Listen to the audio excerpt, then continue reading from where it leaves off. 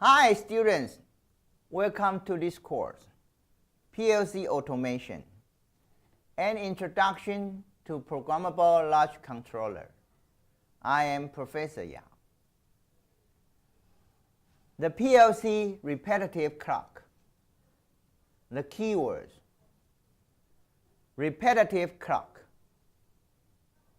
a repetitive on and off. Two timers, the scan time rate. It's on contact. The self-enabling contact. Periodic updating or actuating. The add and subtract functions discussed so far in this chapter do not usually operate continuously. They only perform the addition or subtraction operation once when the function is enabled. If enable remains on, nothing else happens, even though the operands change. When enable is off, nothing happens either. Therefore, a repetitive on-off enable is needed for continuous operation. Figure 11.9 shows a repetitive clock arrangement. A coil turns itself off and on at a very fast rate, about 2 times the scan time rate. This picture shows the repetitive clock circuit.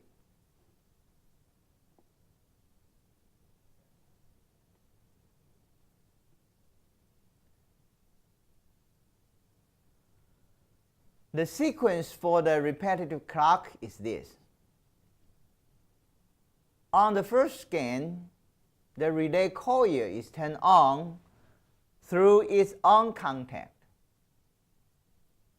When the coil goes on, it opens its on enabling contact, which is normally closed. At the end of the first scan, the control relay 43, normally closed contact, is updated and opened. On the next scan, the coil is turned off. Update at the end of the second scan. Reclose the self-enabling contact. The process then repeats itself continuously. When fixed, longer intervals are needed. Timers are used instead of the repetitive clock. The repetitive clock can be used with other arithmetic functions besides add and subtract. The repetitive clock can also be used with many other functions which need periodic updating or actuating. PLC multiplication, division, and square root. The multiplication format. The squaring function. Destination register. The remainder. The block format. The multiplication format is similar to the addition and subtraction formats previously discussed. Figure 11.10 shows the multiply function. We discussed the block function only. This picture shows the multiply function, block format, and a coil format. Enable line,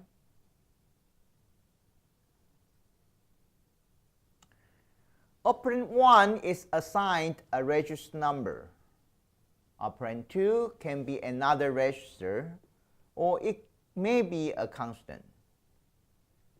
The result of the multiplication appears in the destination when the function is enabled.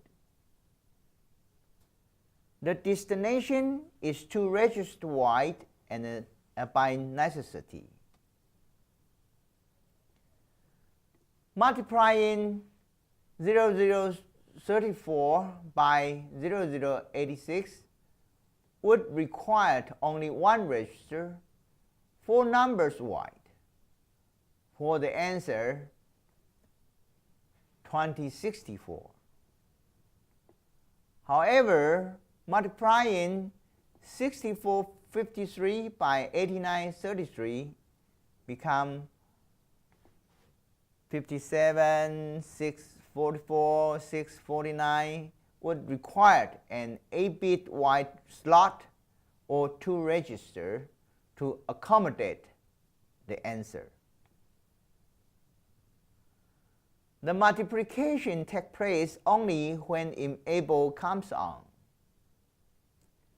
Normally, the couriers comes on when the multiplication is completed. The courier on-off state that no numerical significance as it did in add and subtract. A simple process application for counting cartons is shown in figure 11.11. The count from a carton counter enters the PLC and is put into input register 1 and then to operand 1. This picture shows the multiplication example.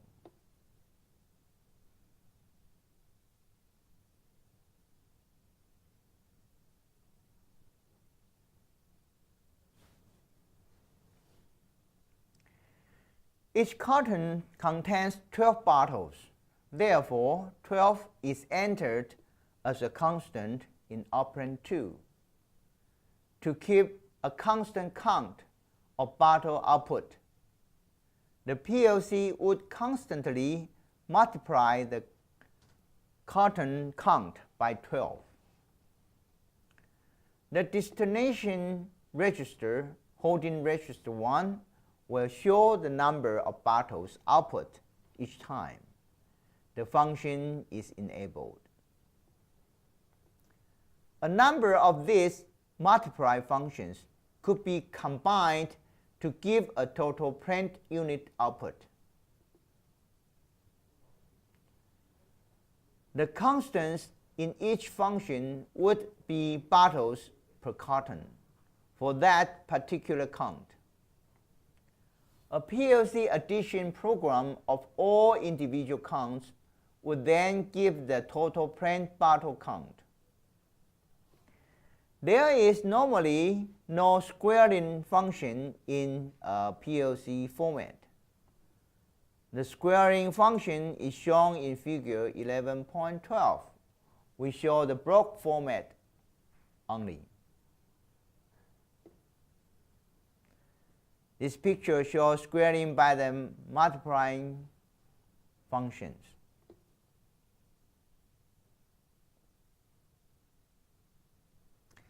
Squaring is simply a matter of putting the number to be squared into both operand 1 and operand 2 for multiply function. The square of the original number then appears in the destination register. The division function, which is shown in figure 11.13, is similar to the multiplication functions. We discussed the block format only. This picture shows the divide function, the block format, the courier format.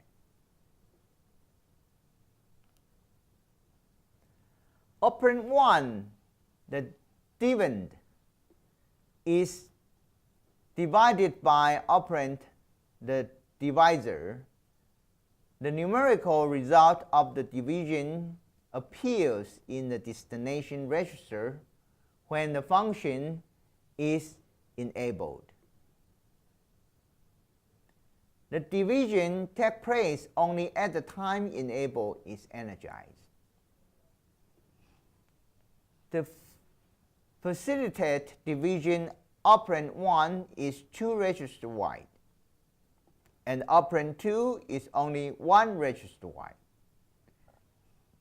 Operand 2 may normally be a register or a constant number, a constant numerical value. In PLCs, the destination is almost always 2 registers wide. The first destination register is the numerical result of the division. The second register value is the remainder in numerical form. The remainder is a whole number and not a decimal value. A numerical example of a division is illustrated in figure 11.14. The determination of the number value in the second destination register is explained in the figure. Figure 11.15 is another example of scaling by division. An analog measurement numerical value in inches is fed into a PLC input register. The measurement value is transferred, not shown, within the PLC to register holding register 78 and holding register 79 to register wide. This picture shows the divide destination register contents destination.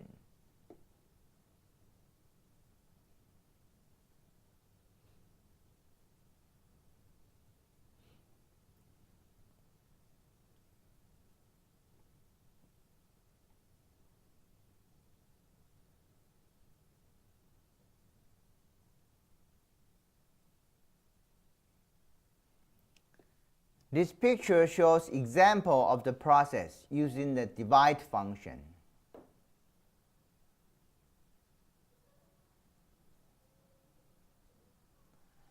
To divide by 12, put this constant value in operand 2. The divisor could also be a fixed or variable value put in a specified register, 1 register wide. The resultant division value appears in output register 124 and the output register 125 to register. The resulting whole number appears in output register 124. The remainder appears in output register 125. The remainder is a whole number and not a decimal value. To convert the remainder to feet, another division process is necessary. The picture shows the square root function.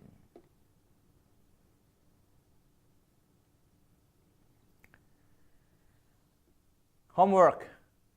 Handwriting all keywords and submitting them to Coach Facebook. Just do the online quiz and see you next time.